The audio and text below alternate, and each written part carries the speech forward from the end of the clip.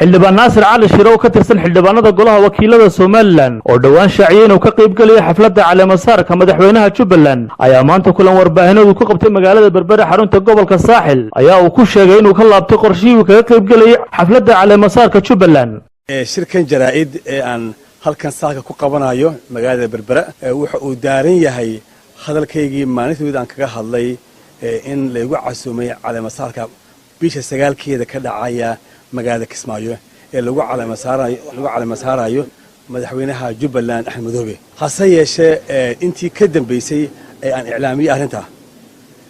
waxa runtii aan la qaybsanayaa dadweynaha reer Somaliland sidii la yaabka lahayd ee ay la soo xiriireen waxaan oran karaa abid intaan noolaa muddo 2 maalmood oo kaliya message soo galay waxa ay ka badnaayeen 10,000 oo message oo runtii ka timi dhammaan dacallada adduunka oo dhan ee gudaha Somaliland iyo dabadaba taasoo runtii ahayd wax la yaab leh igu noqotay waxa kale la soo hadlay oo toos ila soo hadlay dad badan oo haldoora ee reer Somaliland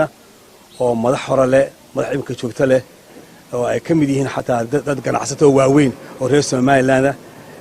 dhammaan waxa ay daarnaan waxaan ka hadlaynay arrinta aan ka dhawaajay xataa waxa kale ila soo hadlay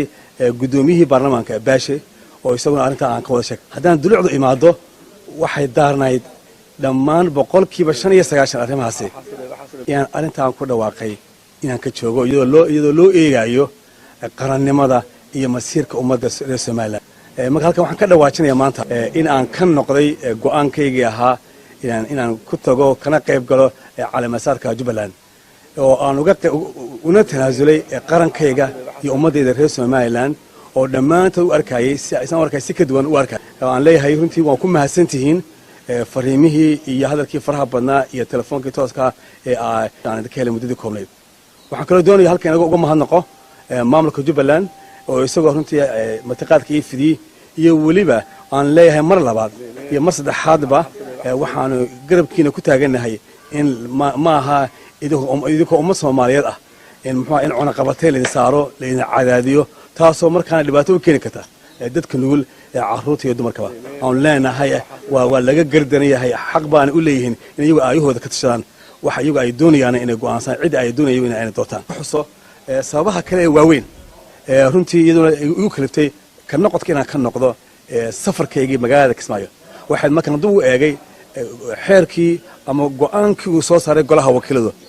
ee ka hadlayay markii dawladdii Sinaaniyo loo fuudinayay in wada hadal la gasho Soomaaliya waxay cidda madaxda qaranka oo kaliya